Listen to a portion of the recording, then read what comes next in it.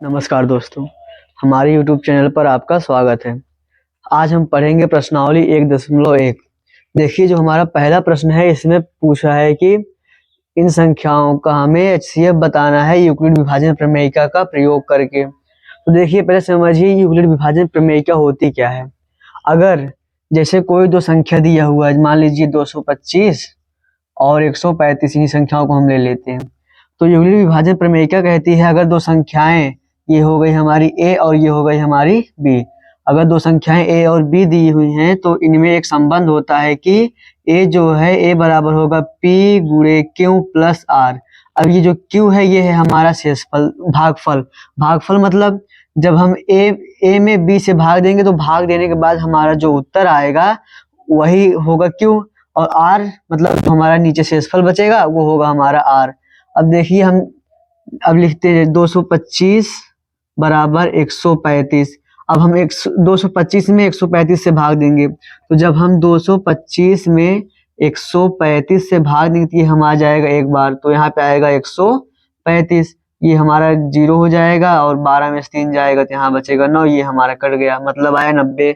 देखिए, गया हमारा एक बार तो मतलब यहाँ पे हम गुणे में लिख देंगे 1, फिर प्लस आर मतलब शेषफल यानी 90, तो हम यहाँ पे लिख देंगे प्लस में 90। अब देखिए, क्या ये हमारा आर का मान 0 हुआ? आर का मान हमारा 0 नहीं हुआ। तो यूक्लिड विभाजन एल्गोरिथ्म कहता है जब तक हमें आर का मान 0 ना मिल जाए तब तक हम इसी का प्रयोग करते रहेंगे। तो इसी प्रोसेस को बार बार करना, इसी को कहते हैं यूक्लिड विभाजन एल्गोरिथ्म। तो देखिए, अब हम जब हमारा अभी तक जो b था ये हमारा बन जाएगा अब a, यानी ये हो जाएगा 135 बराबर जो हमारा r था ये हमारा बन जाएगा अब b, फिर b मतलब 90, तो यहाँ पे हम लिख देंगे 90। फिर अब हम 135 में 90 से भाग देंगे, जब हम 135 में 90 से भाग देंगे तो ये हमारा जाएगा एक बार, यहाँ पे हो जाएगा 90, फिर यहाँ पे आया 5 और यहाँ पे हो जाएगा 4, यानी 13 में से 9 जाएगा, 4 बचेगा। तो हम गुणे में लिख देंगे, जो हमारा भागफल आता है वही हम यहाँ गुणे में लिखते हैं, तो यहाँ लिख देंगे 1, फिर प्लस अब जो हमारा शेषफल आएगा वो हम लिख देंगे 45, वो हम लिख देंगे यहाँ पे, तो यहाँ पे हो जाएगा 45। क्या अब हमें आर हमारा 0 मिला? तो आर हमें अभी 0 नहीं मिला, तो हम और आगे चलेंगे। फिर अब जो हमारा बी था ये हमारा फिर से बन जाएगा ए, और जो हमारा आर था ये हमारा बन जाएगा बी। तो हम फिर 45 में 90 में 45 से भाग देंगे, तो जब हम 90 में 45 से भाग देंगे तो ये हमारा जाएगा 2 बार, 45 दूना 90, तो ये पूरा कट गया, आया हमारा कितना 2, तो यहाँ पे हो जाएगा गुणे में 2 और फिर प्लस जहाँ आर यहाँ हो गया हमारा 0, तो मतलब अब हमें आर क्या मिल गया 0। तो याद रखिएगा, यूक्लिड विभाजन एल्गोरिथ्म कहता है जिस स्टेप पर आपको आर का मान 0 हो जाए उस स्टेप का जो बी होगा यही हमारा होगा HCF, मतलब यही उस प्रश्न का आंसर होगा। तो यहाँ पे हो जाएगा आपका HCF बराबर 45। उम्मीद करते हैं आपको ये समझ में आया होगा। अब हम देखते हैं हमारा दूसरा सवाल।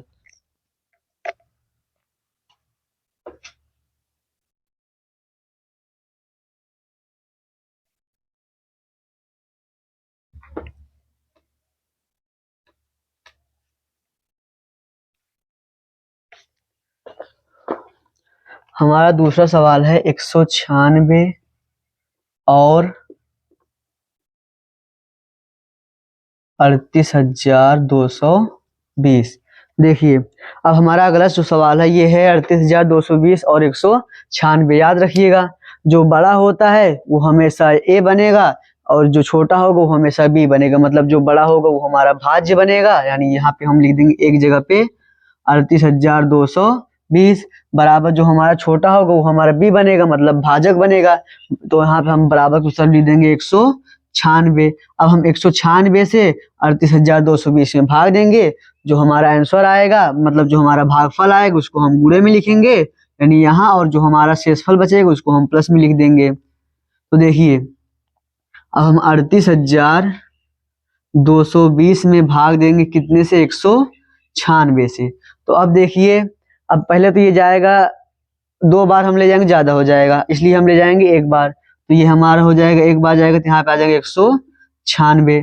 अब 12 में से जब 6 जाएगा तो यहाँ बचेगा 6, यहाँ बचा कितना 7, यहाँ सुधार लेंगे 17, यानी 17 में से 9 जाएगा तो ये आपको हो जाएगा 8, फिर यहाँ पे कितना बचा हमारा 2, 2 में से एक जाएगा तो 1, 186।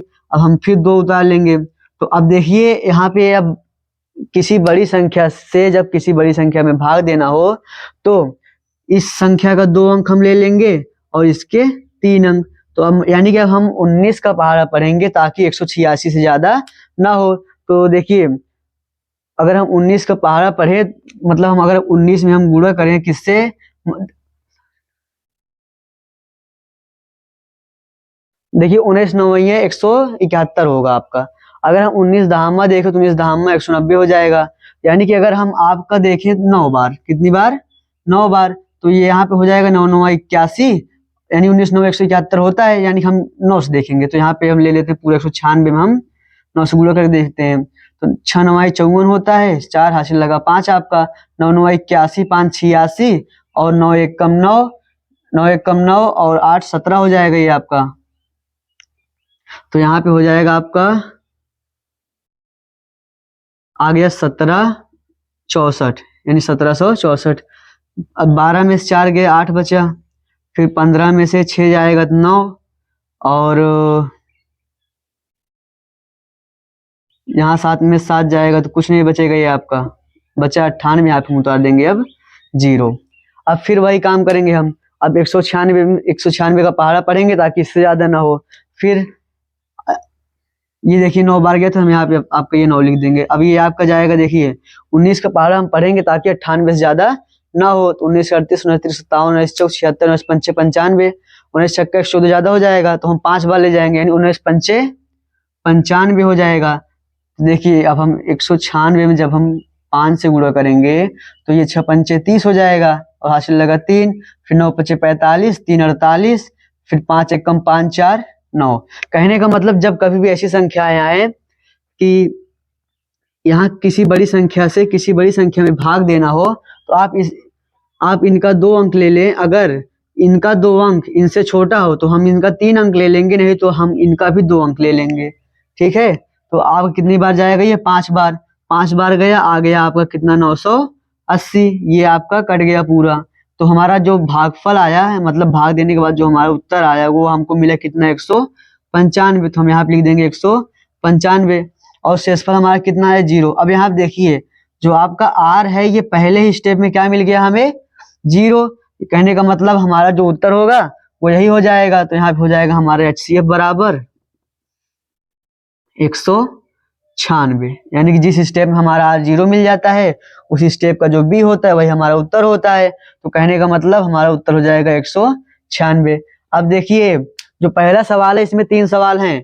पहले प्रश्न में 3 सवाल दिए हुए हैं, 3 में से हमने आपको 2 बता दिया, एक आप खुद से करके आइएगा, खुद से करिए और हमको बताइए आपको उत्तर आया या नहीं आया। जो उत्तर आया आप हमें कमेंट करके बताइए। तो अब हम देखेंगे हमारे अगले सवाल।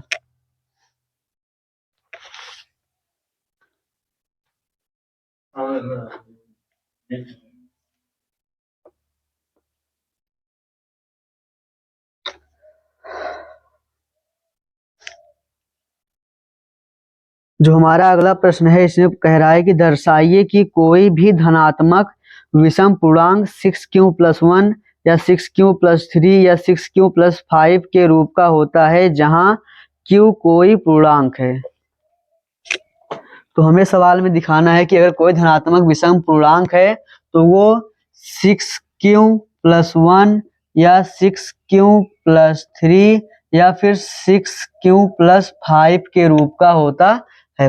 कहने का मतलब कोई एक संख्या, कोई एक धनात्मक विषम पूर्णांक है जिसमें हम भाग दें। अब भाग दें किससे भाग दें, भाग भी देंगे तो 6 से। मतलब हम आपको बताए थे जो हमारा ये एल्गोरिथम प्रमेयिका है, जो हमारा प्रमेयिका हमारी बनी थी यूक्लिड विभाजन प्रमेयिका, इसमें था a बराबर b फिर गुणे में q+1 मतलब q+r। तो अब देखिए जो ये हमारा b होता है यही तो हमारा भाजक होता है, मतलब हम b से ही तो भाग देते हैं। तो कहने का मतलब जो हमारा ये है 6 हम इसी से तो भाग देंगे। तो हमने मान लिया, माना धनात्मक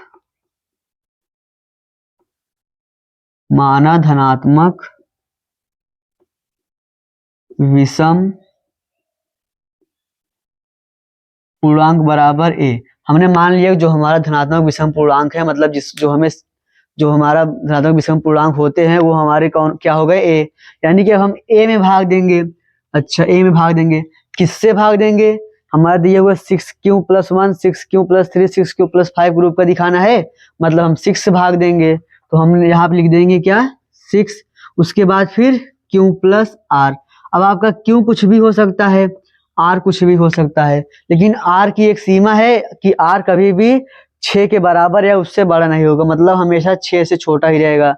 यानी हमारा जो r है ये 0 हो सकता है, 1 हो सकता है, 2 हो सकता है, 3 हो सकता है, 4 हो सकता है, 5 हो सकता है। ये कभी 6 नहीं होगा। क्यों नहीं होगा? क्योंकि कभी भी शेषफल अपने भाजक के बराबर नहीं होता। अब देखिए जो हमारा ये 6q है, 6q हमारा हमेशा ये सम संख्या होगा। सम संख्या कैसे होगा?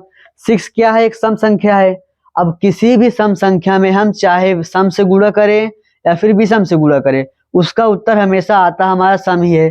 जैसे अगर हम देख लें 6 में अगर हम चाहे 1 से गुणा करें तभी भी हमारा 6 यानी सम ही आ रहा है। अगर हम 6 में किसी सम संख्या यानी मान लीजिए 4 से गुणा करते हैं तभी भी हमारा सम ही आएगा। अगर हम 6 में मान लीजिए 5 यानी विषम संख्या से गुणा करते हैं फिर भी हमारा सम ही आएगा। कहने का मतलब अगर किसी भी सम संख्या में हम किसी भी पूर्णांक से गुणा करते हैं, किसी भी धनात्मक पूर्णांक से गुणा करते हैं, तो उसका जो आंसर आता है वो हमेशा क्या आता है, सम आता है। तो यानी कि जो हमारा 6q है ये क्या है, हमारी सम संख्या। अच्छा, जो ये a है इसको हमने क्या माना है, धनात्मक विषम पूर्णांक। कहने का मतलब है कि जो हमारा ये बराबर मतलब जो a है ये हमारा क्या है, धनात्मक विषम पूर्णांक। इसका मतलब जो बराबर की उस तरफ होगा यानी जो 6q+r होगा ये भी हमारा क्या होना चाहिए, ये भी हमारा विषम होना चाहिए, ये भी हमारा विषम होना चाहिए। तो अगर 6q सम है, 6q क्या है, सम संख्या। जब हम किसी सम संख्या में अगर सम संख्या को ही जोड़ेंगे, मतलब अगर हम 4 में 2, 4, 6, 8 इन सबको जोड़ेंगे तो हमारा सम आएगा। कहने का मतलब अगर 6q में हम 0 को, 2 को या फिर 4 को जोड़ेंगे तो हमारा क्या आएगा, सम आएगा। तो इसलिए हम इन्हें नहीं ले सकते। तो हमें क्या लेना होगा, हमें लेना होगा 1, 3, 5 यानी 1, 3 और 5। तो हम शेषफल 1, 3 और 5 ले सकते हैं, तभी हमारा ए क्या बनेगा, विषम पूर्णांक बनेगा ना। तो यानी कि अब ये हमारा क्या हो जाएगा, आर का मान हमारे लिए क्या क्या हो सकता है, 1 हो सकता है, 3 हो सकता है, 5 हो सकता है। अब हम इसे लिखेंगे कैसे, क्योंकि 6q धनात्मक सम पूर्णांक है, धनात्मक सम पूर्णांक है। धनात्मक सम पूर्णांक क्यों है ये भी हम आपको बता दिए हैं। तो क्योंकि 6q धनात्मक सम पूर्णांक है इसलिए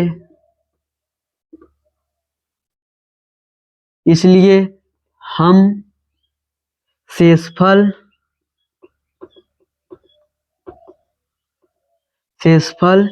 सम नहीं ले सकते। इसलिए हम शेषफल क्या नहीं ले सकते, शेषफल को हम सम संख्या नहीं ले सकते। अगर हम सम संख्या लेंगे तो ये जो हमारा a है ये भी हमारा सम बन जाएगा। क्यों सम बन जाएगा, क्योंकि ये सम था। अगर हम सम में सम ही जोड़ेंगे यानी सम संख्या में सम संख्या ही जोड़ेंगे तो हमारा उत्तर सम संख्या आता है। जबकि a हमारा विषम है तो ये भी हमारा विषम होना चाहिए। अगर बराबर की एक तरफ संख्या अगर विषम है तो बराबर की दूसरी तरफ भी विषम होनी चाहिए, इसलिए हम इसको सम नहीं ले सकते। अतः r का मान 1, 3, 5 ही होगा। अब 1, 3, 5 ही होगा क्योंकि 5 के ऊपर जा नहीं सकता वो, उसके आगे की विषम संख्या हम ले नहीं सकते, सिर्फ 5 तक ही ले सकते हैं। तो ये हमारा हो जाएगा 1, 3, 5।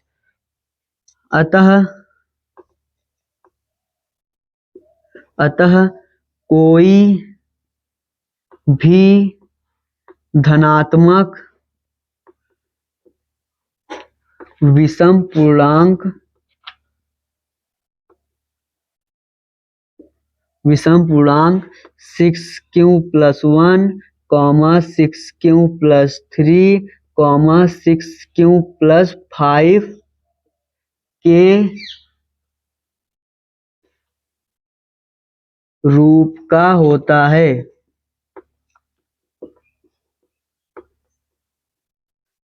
देखिए, हमने आपको बताया क्योंकि ये सम संख्या है इसलिए हम शेषफल जो है इसमें सम नहीं ले सकते, क्योंकि अगर सम में हम सम को ही जोड़ेंगे तो हमारा सम आएगा, क्योंकि अब ए जो है ये हमारा विषम है तो हमारा इधर भी विषम होना चाहिए, तो मतलब जो हमारा शेषफल सम है ये हमारे काम के नहीं है। अब बचे जो विषम विषम शेषफल मतलब जो विषम संख्याएं यानी कि 1 3 5 यही हमारे काम की हैं, क्योंकि जब हम सम में विषम को जोड़ेंगे तो हमारा विषम आएगा और हमको विषम पूर्णांक दिखाना भी है, तो इसलिए जो हमारा आर है इसका मान 1 3 5 ही होगा। तो अतः कोई भी विषम धनात्मक पूर्णांक 6q+1 6q+3 और 6q+5 के रूप का होता है। उम्मीद करते हैं आपको ये समझ में आ गया होगा।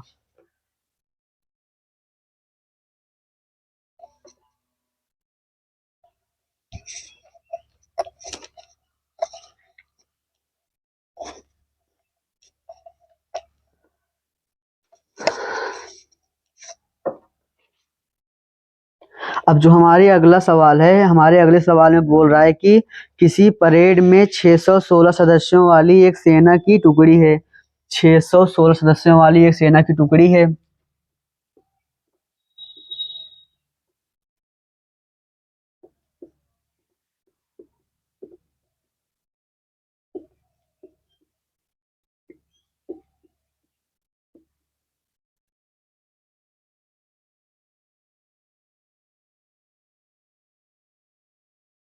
सवाल में दिया हुआ है कि 616 सदस्यों वाली एक सेना की टुकड़ी है।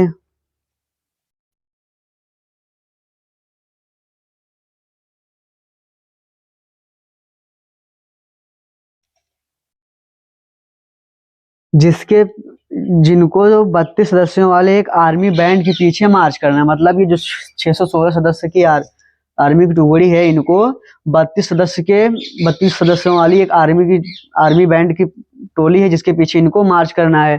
तो अब जो दूसरा हमारा समूह है उसमें 32 सदस्य हैं, तो 32 सदस्यों वाली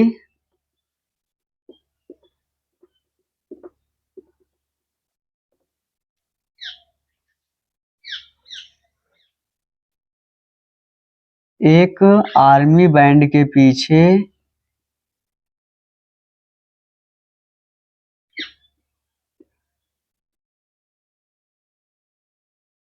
इनको मार्च करना है, मतलब एक 32 सदस्यों वाली आर्मी बैंड है जिनके पीछे इनको मार्च करना है।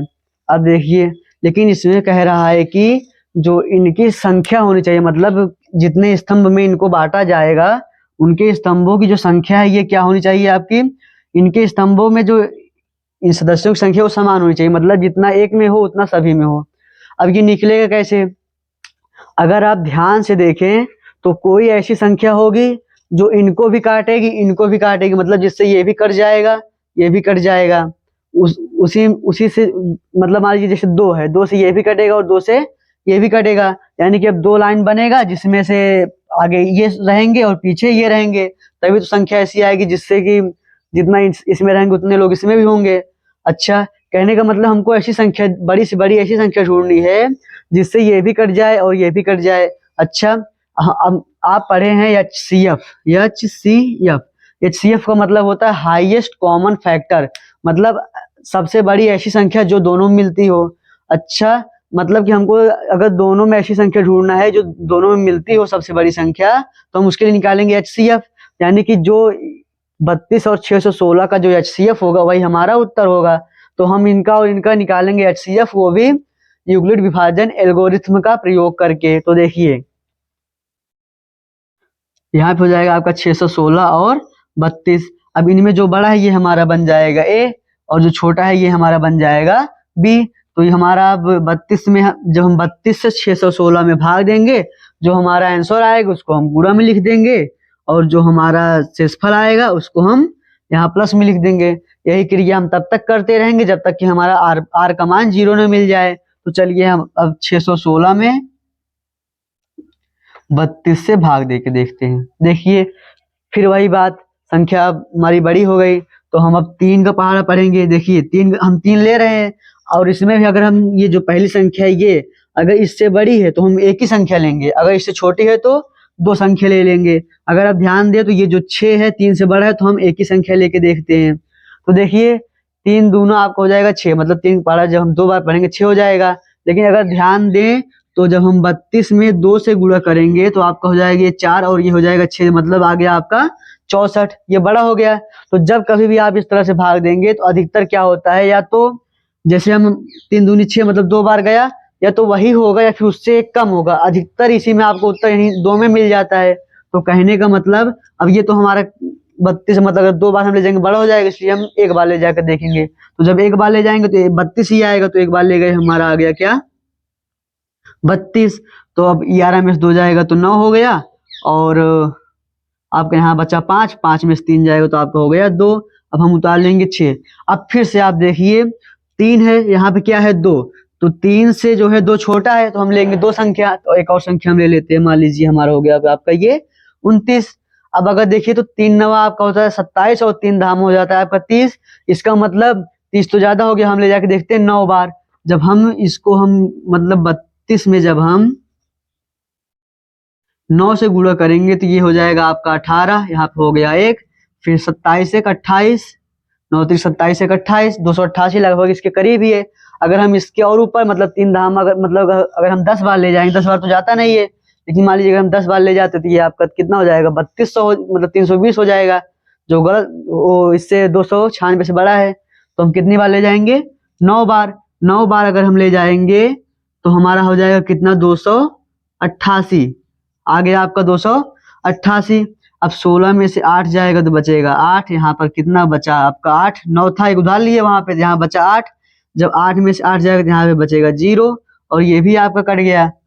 तो देखिए मतलब ये दोनों आपके क्या हो जाएंगे, कट जाएंगे।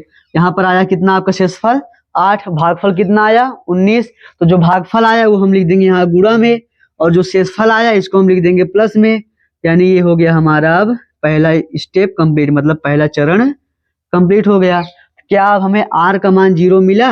आर हमें आर कौन, यही तो है हमारा आर, यही तो होता है हमारा ए बराबर बी फिर क्यू प्लस आर, मतलब जो यहाँ ये प्लस में हमारा आर यानी शेषफल होता है। क्या हमें आर हमें 0 मिला? आर हमें 0 नहीं मिला, तो हम और आगे चलेंगे। देखिए अब क्या होता है, अगर हमें आर 0 ना मिले तो इस चरण में जो आपका बी होगा ये आपका बन जाएगा अगले चरण में जाके ए, मतलब अब ए बन जाएगा 32। फिर जो आपका आर रहेगा ये अगले चरण में जाने पर ये बन जाता है आपका बी, तो यहाँ पे हो जाएगा 8। फिर गुणे, अब देखिए 32 में हम 8 से भाग देंगे, जितना आएगा भागफल वो हम गुणा में लिखेंगे, और जो आपका शेषफल आएगा उसको हम प्लस में लिखेंगे, मतलब उसके आगे। तो देखिए जब हम 32 में 8 से भाग देंगे तो ये आपका जाएगा 4 बार, तो 8 चौक 32, ये आपका कट गया, आया कितना 4, तो हम लिख देंगे यहाँ पे 4। अब देखिए शेषफल कितना आया 0, तो यहाँ पे हम लिख देंगे 0। अब क्या हमें आर का मान 0 मिला? तो देखिए आर हमें क्या मिल गया 0। हम आपको फिर से बताते हैं, यूक्लिड विभाजन प्रमेयिका के आधार पर क्या होता है, जब ए बराबर मतलब कोई दो धनात्मक पूर्णांक दिए हों ए और बी, तो जब हम ए में यानी बड़ी संख्या में छोटी संख्या यानी बी से भाग देंगे तो हमें भाग देने पर कुछ शेषफल बचेगा और कुछ भागफल आएगा। तो जो भागफल आएगा उसको हम इसी के साथ यानी जिससे हम भाग दिए रहेंगे उसी के साथ गुणा में लिख देते हैं, और जो शेषफल आता है उसको हम प्लस में लिख देते हैं। यही होती है आपकी यूक्लिड विभाजन प्रमेयिका। अब यूक्लिड विभाजन प्रमेयिका को ही हम जब बार बार दोहराते हैं तो उसको कहते हैं यूक्लिड विभाजन एल्गोरिथ्म। और यूक्लिड विभाजन एल्गोरिथ्म कहता है जिस चरण में आपका आर का मान 0 मिल जाए उस चरण में जो आपका बी होता है यही हमारा होता है क्या HCF। तो कहने का मतलब जो हमारा HCF होगा वो होगा क्या 8। और जो इस प्रश्न में जो आपका HCF आएगा वही आपका इनका इस प्रश्न का उत्तर होगा, ये हम आपको बताए थे। तो कहने का मतलब स्तंभों की संख्या क्या होगी,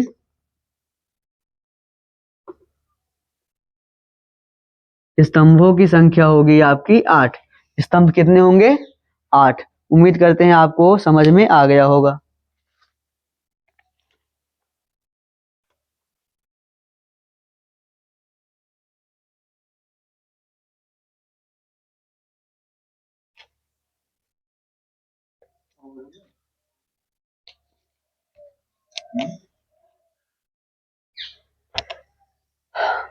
अगर आपको किसी भी प्रश्न में कोई भी दिक्कत हो तो आप हमें कमेंट करके बताइए, हम उसका हल अगले वीडियो में बताएंगे आपको।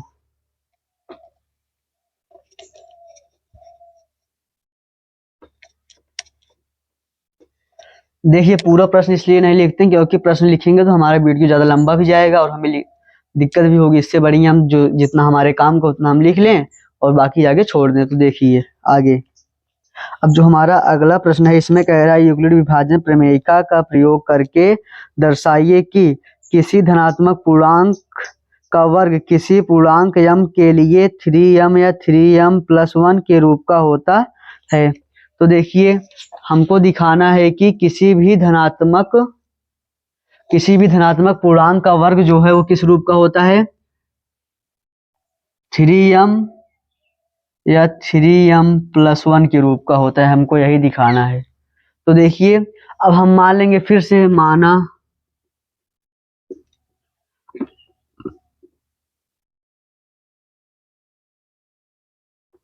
माना कोई धनात्मक पूर्णांक बराबर a। हमने मान लिया जो हमारा धनात्मक पूर्णांक है वो क्या है, a। अब आप हमें मानना है, मतलब जो ये हमारा यूक्लिड विभाजन प्रमेय क्या है, यही है a बराबर b q प्लस r। तो हमें जो ये a है इसको हम जरूरी हम a ही माने। आप यहाँ कुछ भी मान सकते हैं, या y z मानना ही है तो हम कुछ भी मान सकते हैं। तो हमने मान लिया a। अब देखिए, हमारा सवाल जो है हमको दिखाना है कि 3m या 3m+1। तो यहाँ से हमको हमारा b मिल गया, क्योंकि जो यहाँ m के साथ जो मतलब जो गुणा में रहता है यही हमारा b होता है, यानी कि हमको 3 से भाग देना है। तो हमारा यानी कि a भी मिल गया और b भी मिल गया। तो हमारा ये बन जाएगा a बराबर 3। अब देखिए, अब भाग देने के बाद कुछ ना कुछ तो हमारा भागफल आएगा। हम मान लेते हैं जो हमारा भागफल आएगा वो हमारा क्या रहेगा, q, और प्लस में r होता है। ठीक, अब देखिए, जो ये हम भाग देने के बाद जो हमारा ये उत्तर यानी जो हमारा क्यों आएगा, भागफल आएगा, ये तो हमेशा एक पूर्ण संख्या होती है, यानी कि धनात्मक पूर्णांक ही होता है हमेशा, क्योंकि माइनस में तो कभी भागफल जाएगा नहीं। तो अब जो हमारा यहाँ पे r होगा, r क्या क्या हो सकता है, भाग देना है हमको 3 से भाग देना है। तो हमेशा भागफल तो हमारा क्यों हो जाएगा, लेकिन जो हमारा शेषफल होता है ये हमेशा इसके अपने भाजक से छोटा ही होता है। यानी कि हमारा जो ये r आएगा ये हमारा 0 हो सकता है, 1 हो सकता है, 2 हो सकता है, 3 नहीं हो सकता। क्यों नहीं हो सकता, 3 क्यों नहीं हो सकता बताए ना, क्योंकि कभी भी शेषफल अपने भाजक के बराबर नहीं होता। तो अब देखिए, हमारा ये हो गया a बराबर 3q, और हम पहली बार मान लेते हैं कि जो हमारा ये r है ये हमारा क्या हो गया, 0। तो यहाँ पे हम प्लस में लिख देंगे 0। अच्छा, हमको दिखाना क्या है, क्या हमको 0 दिखाना है, मतलब a दिखाना है कि हम ये a हमारा क्या है, धनात्मक पूर्णांक। हमको धनात्मक पूर्णांक नहीं दिखाना है 3m या 3m+1 के रूप का होता है, हमको धनात्मक पूर्णांक का वर्ग दिखाना है। कहने का मतलब हम इसका वर्ग करेंगे तो यहाँ पे हो जाएगा a का स्क्वायर। अब आप ध्यान देगा, इसको हम जोड़ेंगे तो किसी भी संख्या में 0 जोड़ते हैं तो वही संख्या आती है। तो मतलब यहाँ पर आएगा 3q ही। जब इस तरफ स्क्वायर की है मतलब वर्ग की है, इधर भी वर्ग करना होगा तो हम इधर भी कर देंगे 3q का स्क्वायर।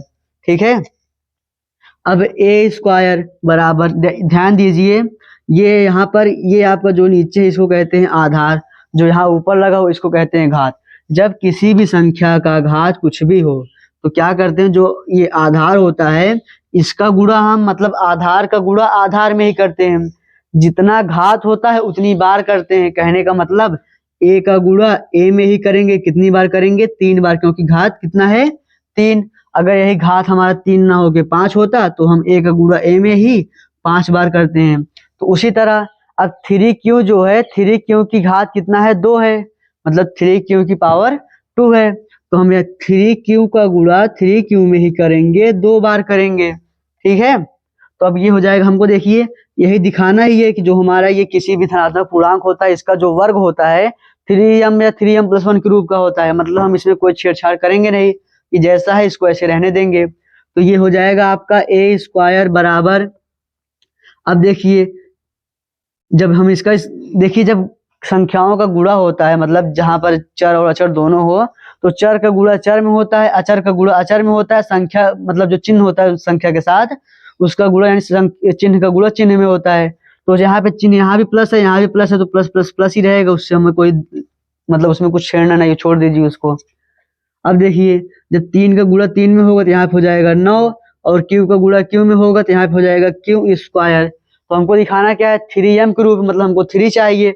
तो जहाँ पे ये 9 है इसको हम तोड़ देंगे, तो हाँ यहाँ पे हो जाएगा ए स्क्वायर बराबर 3, फिर गुणे में 3 क्यू स्क्वायर। देखिए, जब 3 का गुणा 3 में करेंगे, 3 3 का 9 होता है, मतलब ये आपका 9 ही रहेगा। और यहाँ पे क्यू स्क्वायर था, क्यू स्क्वायर भी है, मतलब हमारा कुछ बदला नहीं, बस हमने उसको थोड़ा सा तोड़ दिया है।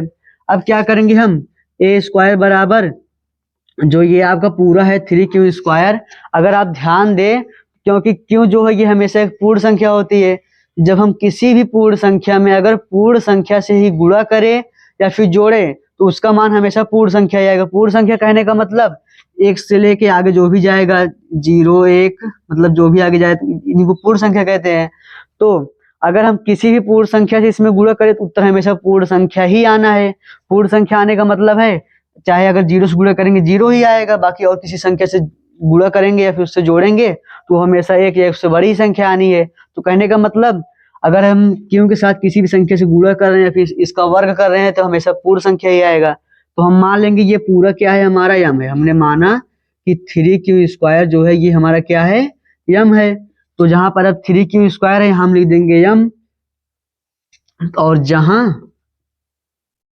यम क्या है, यम आपका एक पूर्ण संख्या है। और पूर्ण संख्या क्यों है ये भी हम आपको बता दिए, क्योंकि जो एक क्यू था ये पहले से एक पूर्ण संख्या थी। अब पूर्ण संख्या में हम अगर किसी पूर्ण संख्या से गुणा करें या फिर खुद इस संख्या का वर्ग करें, जो हमारा ये क्यू यानी पूर्ण संख्या था इसका वर्ग करें, तो मतलब वर्ग करना भी मतलब गुणा ही करना हुआ। तो यानी जब हम गुणा करेंगे तो हमें हमेशा एक पूर्ण संख्या ही मिलती है।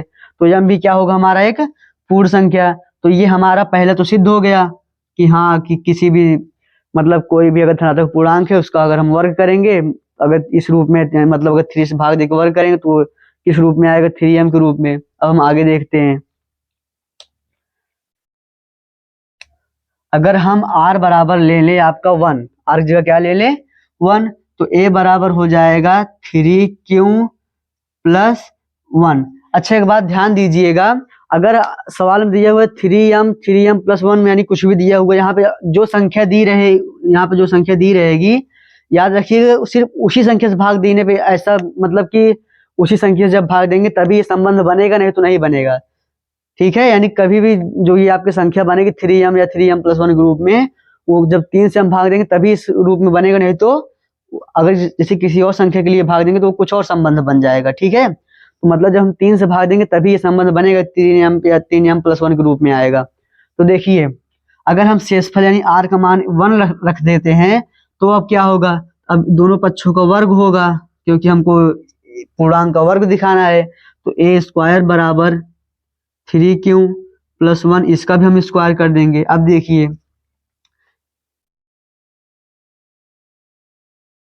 अगर ये a बन जाए और ये b बन जाए तो ये एक सूत्र बन जाएगा a प्लस बी का होल स्क्वायर। तो a प्लस बी का होल स्क्वायर होता है a square plus b square plus 2ab। अब कुछ लोग इसको ऐसे लिखते हैं, कुछ लोग इसी को ऐसे कर देते हैं, a स्क्वायर प्लस 2ab और फिर प्लस बी स्क्वायर। तो दोनों है एक ही, चाहे हम जिसका इस्तेमाल कर लेते हैं। तो देखिए, तो ए स्क्वायर बराबर, अब यहाँ पे जब ये सूत्र में टूटेगा अपने, तो ये होगा ए स्क्वायर मतलब 3q का स्क्वायर प्लस बी स्क्वायर मतलब 1 का स्क्वायर, फिर प्लस 2ab मतलब 3, और यहाँ देखिए जो ये 2ab है मतलब यहाँ पे है 2, फिर गुणे a गुणे b, ये इस तरह से है। तो फिर गुणे में a मतलब 3q, फिर गुणे b मतलब 1। तो यहाँ पे हो जाएगा ए स्क्वायर बराबर, अब यहाँ पे देखिए 3q का स्क्वायर है, अभी हमने बताया 3q का स्क्वायर मतलब 9q स्क्वायर, तो यहाँ पे हो जाएगा 9q स्क्वायर प्लस, जब एक का गुणा एक में ही करेंगे तो एक ही आएगा, तो यहाँ पे हो जाएगा 1 प्लस। अब देखिए ये अचर है, 3 हो गया, 2 हो गया, एक अचर मतलब जिनका मान ना बदले, हमेशा एक ही रहे। और यहाँ पे q ये चर है, मतलब यहाँ भी वही हो रहा है कि किसी चर और अचर का गुणा चर या अचर से किया जा रहा है। तो हमने बताया जब ऐसी जगह हो जहाँ पे चर और अचर दोनों मिले हुए हो, तो वहां पे चर का गुणा चर में होता है और अचर का गुणा अचर में होता है। मतलब 2 और 3 और 1 का गुणा होगा, और क्यू अलग से, मतलब क्यू अगर कोई और अचर होता तो उसमें, मतलब सॉरी, क्यू एक चर है, अगर कोई और चर होता तो क्यू का गुणा उसमें होता। तो देखिए, जब 2 और 3 का गुणा होगा, 2 3 6 हो जाएगा, और 6 कम 6, मतलब यहाँ पे 6 ही रहेगा, और क्यू। अब देखिए, हमको किस रूप में दिखाना है, 3m+1 के रूप में। तो हम पहले इसको एक क्रम में लिख देंगे, मतलब पहले सबसे बड़ी घात, फिर उससे छोटी घात, फिर उससे छोटी घात। तो यहाँ पे लिख देंगे हम पहले 9q² + 6q+1। अब हम क्या करेंगे, इसमें और इसमें दोनों में 3 मिल रहा है, दोनों में से हम 3 बाहर ले लेते हैं। बाहर लेना मतलब कॉमन लेना, कॉमन लेने का मतलब होता है भाग देना।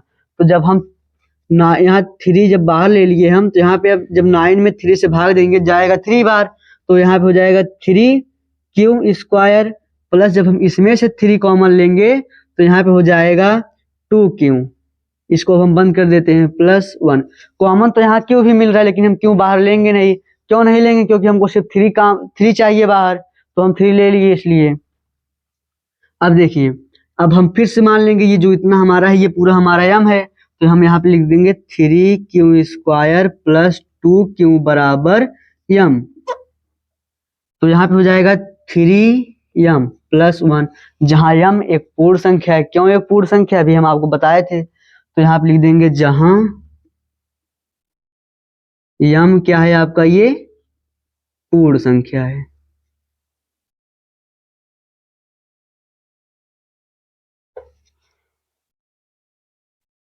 अब देखिए, इसी तरह से आप यहाँ पे जहां पर 1 था, यहाँ पर 2 रख के देखिएगा, आपको वो भी अच्छा। रुकिए, हम बता देते हैं।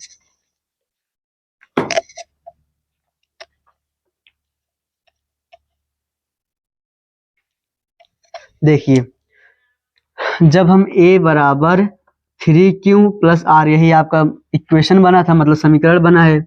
जब हम r का मान क्या रख देंगे, 2, तो यहाँ r की जगह हम रख दिए अब 2। अब क्या हमको पूर्ण संख्या तो दिखाना है, हाँ कोई धनात्मक पूर्ण संख्या इस रूप में होता है। हमको क्या दिखाना है, कोई धनात्मक पूर्ण संख्या का मतलब जो धनात्मक पूर्णांक होता है, इसका वर्ग होता है उस रूप का, 3m या 3m+1 रूप का।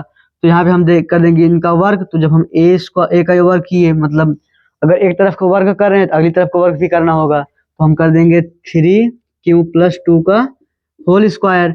अब यहाँ पे हो जाएगा a² बराबर, जब हम इसका वर्ग करेंगे तो ये होगा ये a है, ये b है, तो a + b का होल स्क्वायर, फिर से वही लगेगा। तो यहाँ पे हो जाएगा 3q का स्क्वायर करेंगे तो यहाँ पे हो जाएगा 9q² प्लस, फिर b² मतलब 2 का स्क्वायर, तो यहाँ पे हो जाएगा 4 प्लस 2ab मतलब 2 गुणे a मतलब 3q, फिर गुणे b मतलब 2।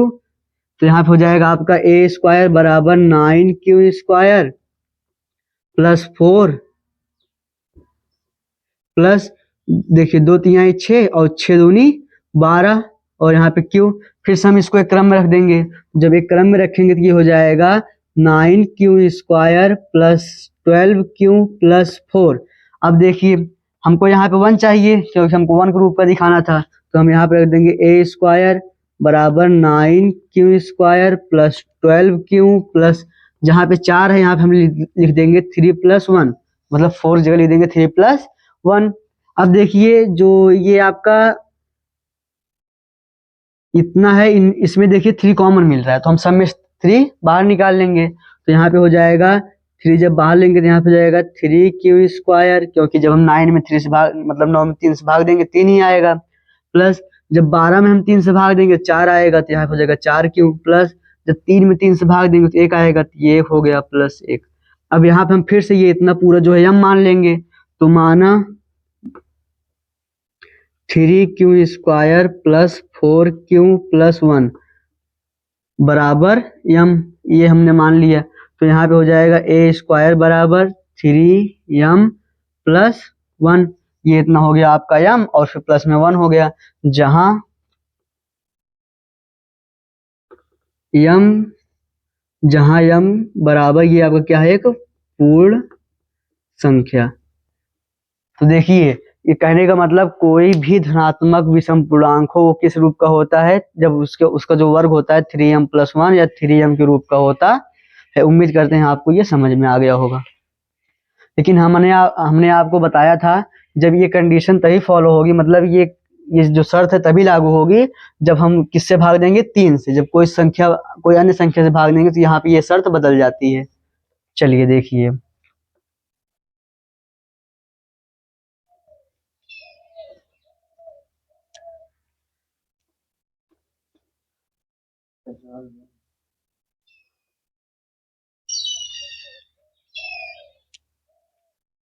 जो हमारी ये 5वीं सवाल यानी हमारी जो आखिरी सवाल है, ये है यूक्लिड विभाजन प्रमेयिका का प्रयोग करके दर्शाइए कि किसी धनात्मक पूर्णांक का घन 9m 9m+1 या 9m+8 के रूप का होता है।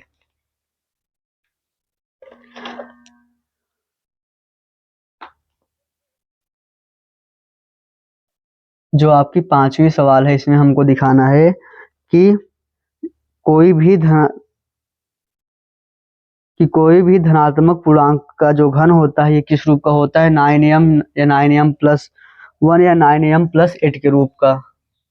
9m या 9m+1 या 9m+8 के रूप का होता है, यही हमें दिखाना है। तो फिर से वही बात देखिए, जो आपका ये b होगा, b हमारा क्या बन जाएगा, 9, क्योंकि हर जगह 9m+8 या 9m+1 ग्रुप का है। तो हम फिर से मान लेंगे कि माना धनात्मक विषम पूर्णांक बराबर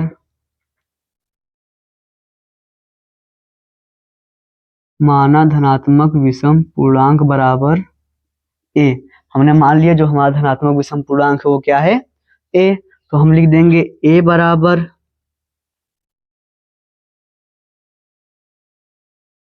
b और गुणे में q+r होता है। a बराबर b फिर q+r। लेकिन जो हमारा b है ये हमारा दिया हुआ है क्या, 9। तो मतलब जहाँ b है वहां हम क्या रख देंगे, 9। तो यहाँ पे हो जाएगा a बराबर, यहाँ पे हो जाएगा आपका 9 फिर q+r। अब यहाँ पे जो आपका r होगा, r हमारा क्या क्या हो सकता है, r हमारा हो सकता है 0 1 2 3 4 5 6 7 8 तक हमारा जा सकता है ये ना। तो अब क्या करेंगे हम, हमारा जो ये r है यानी शेषफल है ये हमारा 8 तक जा सकता है, 9 हो नहीं सकता।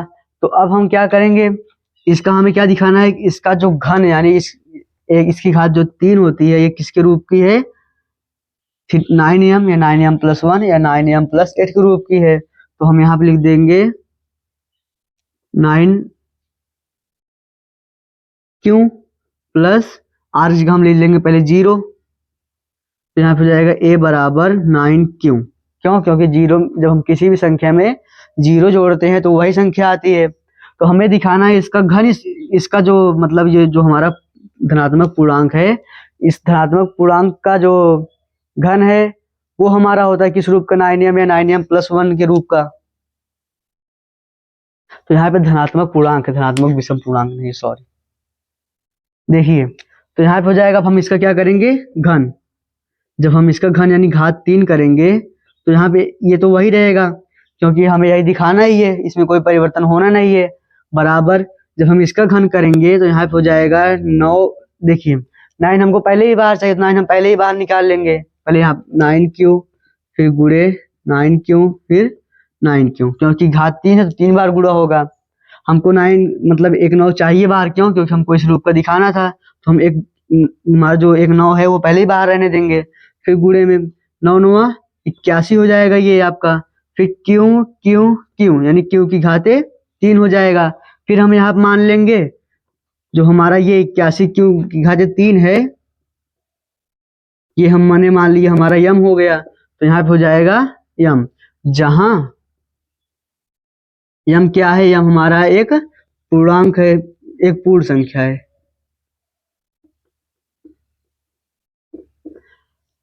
तो जो हमारा यम होगा एक पूर्ण संख्या होगा, क्यों होगा ये हम आपको बता ही चुके हैं।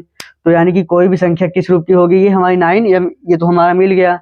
अब हम जब यहाँ पे जो आ रही है हम देखेंगे, अब 0 की जगह पे 1, तो यहाँ पे जहाँ आर है यहाँ पे हम लिख देंगे अब 1। आर की जगह जहाँ हमारा 0 था वहाँ पर रख लिए 1। अब क्या हमको इसका घन दिखाना है तो हम घात 3 कर देंगे दोनों पक्ष में। फिर अब ये बन गया a प्लस बी की घात 3, मतलब a प्लस बी का होल क्यूब बन गया। तो यहाँ पे हो जाएगा a प्लस बी का होल क्यूब होता है a cube plus b cube plus 3ab bracket में a प्लस b।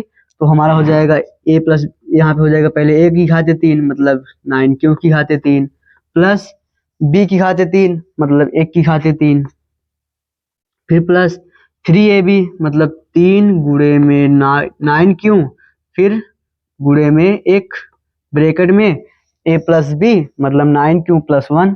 यहाँ पे हो जाएगा 9 क्यूब प्लस 1। अब देखिए यहाँ पे हमारा ये जब हम इसका घन करेंगे तो ये हमारा 729 हो जाएगा। 29 और क्यूब की घात 3 हो जाएगा प्लस ये हो जाएगा हमारा 9 3 27 क्यों, और ब्रैकेट में क्या है हमारा 9 क्यों प्लस 1। और ये जो हमारा बीच में 1 था इसको हम उधर ले लेंगे क्योंकि हमको पहले सबसे बड़ी घात फिर उससे छोटी रखनी थी। तो यहाँ पे हो जाएगा 1। अब अगर आप ध्यान दें तो इसमें भी 9 है, इसमें भी 9 है, तो हम दोनों में से क्या लेंगे 9 बाहर। जब दोनों में से 9 बाहर आएगा यहाँ पे बचेगा क्या 81 और क्यू की घात 3 प्लस यहाँ पर क्या बचेगा आपका, यहाँ पर बचेगा 3 क्योंकि 3 और 9 से बना था, 9 बाहर ले लिए तो बचा क्या आपका यहाँ पे 3। तो यहाँ पे हो जाएगा 3 क्यू और ब्रैकेट में 9 क्यू प्लस 1 और फिर प्लस में 1 है। और ये हम पूरे में लिए थे तो ये हम बंद कर देंगे जितना लिए थे, जहाँ से कॉमन, यहाँ से यहाँ तक कॉमन लिए थे ये पूरा हम एक में कर दिए फिर प्लस 1। अब देखिए फिर वही बात, ये पूरा हम मान लेंगे m, तो यहाँ पे हो जाएगा 81 क्यू की घात 3 प्लस 3 क्यू ब्रैकेट में 9 क्यू प्लस 1 बराबर m। ये हो गया आपका m। तो यहाँ पे हो जाएगा a की घात 3 बराबर 9m प्लस 1। तो कहने का मतलब फिर से वही चीज, कोई भी होगा वो 3m या 3m प्लस 1 के रूप का होगा। अभी हम और आगे देखेंगे।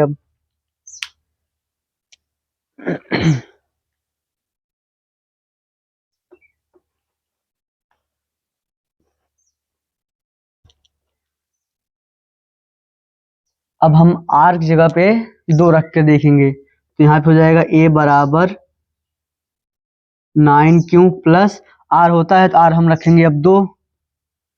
अब हम फिर क्या करेंगे, हमको दिखाना है कि कोई जो धनात्मक पूर्णांक है इसका घन इस रूप का होता है, यानी 9m या 9m प्लस 1 या 9m प्लस 8 के रूप का। तो हम इसका क्या कर देंगे घन दोनों पक्षों का। तो अब यहाँ पे हो जाएगा a की घात 3 बराबर, जब हम इसका घन करेंगे तो a cube plus b cube bracket a cube plus b cube plus 3ab bracket में a प्लस b होता है। तो a क्यूब मतलब 9 क्यूब की घात 3 प्लस b क्यूब मतलब 2 की घात 3 फिर प्लस 3ab मतलब 3 गुणे फिर 9 क्यूब फिर गुणे 2 ab 3ab फिर ब्रैकेट में a प्लस b मतलब 9 क्यूब और प्लस b मतलब 2।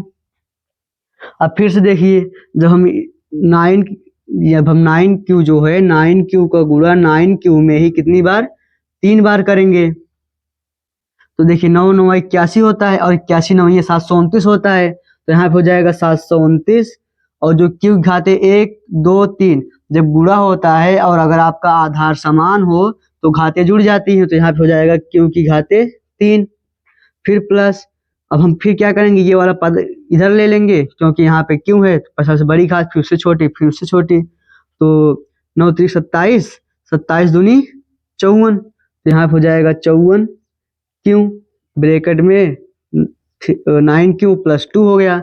और जो ये हमारा 2 था फिर 2 का गुणा 2 में होगा 3 बार तो 2 दूनी 4 और 4 दूनी 8 होता है। तो यहाँ पे हो जाएगा प्लस में 8, ये आपका हो गया। अब हम क्या करेंगे इसमें से और इसमें से दोनों में से हम ले लेंगे फिर से 9 बाहर। तो जब फिर से 9 बाहर आ जाएगा तो जब हम 9 से 729 में भाग देंगे तो 81 बार जाएगा। तो यहाँ पर हम लिख देंगे 81 क्योंकि खाते 3 प्लस जब 54 में हम 9 से भाग देंगे तो देखिए 9 यहाँ पे है तो ये 3 और दूनी 6 यानी 9 54 होता है, तो जब 9 बाहर आ जाएगा 3 दूनी 6, यानी यहाँ पे आ जाएगा 6 क्यों, और ब्रैकेट में 9 क्यों प्लस 2 और प्लस 8 है। देखिए कॉमन लेने का मतलब होता है भाग देना। जब हम इसमें से और इसमें से 9 जब कॉमन लिए, तो 9 से जब हम 729 यानी 729 में जब हम 9 से भाग देंगे तो आपका ये जाएगा 81 बार, तो हम 81 लिख दिए और क्यूब घातीय 3 था वैसे उतार दिए। फिर प्लस जब 54 में हम 9 से भाग देंगे 6 बार जाएगा। देखिए जो आपका ये था 3 गुणे 9 गुणे 2 से मिलकर बना था, जब हम इसमें से 9 बाहर निकालेंगे तो ऐसे भी देखिए 3 और 3 दूनी 6, 6 ही तो बचा, और फिर ब्रैकेट में ये था ऐसे उतार दिए। फिर प्लस का ये हमारा 8 था, उसको हम कुछ छेड़ेंगे नहीं, वैसे रहने देंगे। तो अब जो हमारा ये इतना है इसको हम मान लेंगे फिर से हम, तो यहाँ पे हो जाएगा 81 क्यू की घाते 3 प्लस 6 क्यू ब्रैकेट में 9 क्यू प्लस 2 बराबर m। जब हम इसको m मान लेंगे तो यहाँ पे हो जाएगा 9m प्लस 8। ठीक है, अब देखिए मतलब जो अब हमारा अगला भी मिल गया, यानी कि एक पहले हमने पाया 3m के रूप का होता है, फिर 3m प्लस 1 के रूप का होता है, और फिर 9m प्लस 8 का रूप का होता है। अब हम और आगे करके देखते हैं। अब हम जहां r 2 था यहाँ पे हम 3 रख लेते हैं।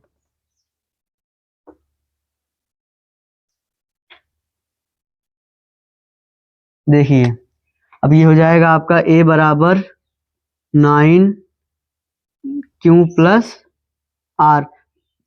जहां पर r अभी तक हमने क्या लिया था, 2 लिया था, अब हम यहाँ क्या ले लेंगे 3, तो ये हो जाएगा a बराबर 9 क्यू प्लस 3। अब दोनों पक्षों को क्या कर देंगे हम घन, यानी दोनों पक्षों की घात 3 रख देंगे।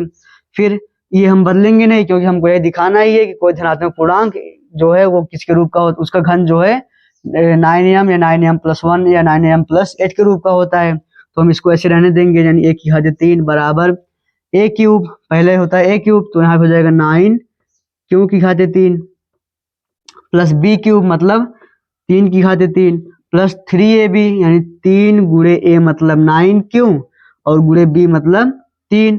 फिर ब्रैकेट में a प्लस b होता है, तो यहाँ पे हो जाएगा 9 क्यू प्लस b मतलब 3। अब देखिए फिर a की घात 3 ऐसे रहने दीजिए, बराबर 9 9 81 और 81 9 729, यहाँ पे हो जाएगा 729 और इसकी घात 3 प्लस 3 त्रिक का ये हो जाएगा 9 और प्लस यहाँ देखिए 3 त्रिक का 9 9 9 81 हो गया ये आपका, यानी 9 27 27 3 81 और उसकी और क्यों है रहने दीजिए ऐसे। फिर 9 क्यू प्लस 3। अब आप देखिए पहले क्यू की घात 3 है, इसमें क्यू की घात 0 है और यहाँ पे क्यू की घात 1 है। इसका मतलब पहले हम सबसे बड़ी घात फिर उससे बड़ी फिर उससे मतलब पहले सबसे बड़ी फिर उससे छोटी फिर सबसे छोटी लिखेंगे। ये हो जाएगा a की घात 3 बराबर 729 क्यू की घात 3 प्लस 81 क्यू की घात एक लिखते नहीं है तो उसको छोड़ देंगे हम। फिर ब्रैकेट में 9 क्यू प्लस 3 और प्लस 9 है। अगर अब आप ध्यान दें हम सम में से 9 कॉमन ले सकते हैं, सम में से 9 कॉमन ले लीजिए, तो यहाँ पे हो जाएगा 9, जब हम 9 बाहर निकालेंगे तो यहाँ पे हो जाएगा कितना 81। क्यों 81 होगा, क्योंकि जब हम 729 में 9 से भाग देंगे तो 81 बार जाएगा। यहाँ हो गया आपका 81 क्यू की घात 3 प्लस जब हम इसमें 9 से भाग देंगे 9 बार जाएगा क्यू, फिर और ब्रैकेट में 9 क्यू प्लस 3 है। यहाँ छोटा ब्रैकेट है इसलिए हम यहाँ पर दूसरा ब्रैकेट लगा देते हैं। अब देखिए प्लस जब हम 9 में 9 से भाग देंगे 1 बार जाएगा तो यहाँ हम लिख देंगे 1। अब हम क्या करेंगे, ये जो हमारा ये इतना है ये पूरा हम मान लेंगे हम, तो यहाँ पे हो जाएगा 81 क्यू की घात 3 प्लस 9 क्यू ब्रैकेट में 9 क्यू प्लस 3 और प्लस 1 बराबर हमारा हो गया यम।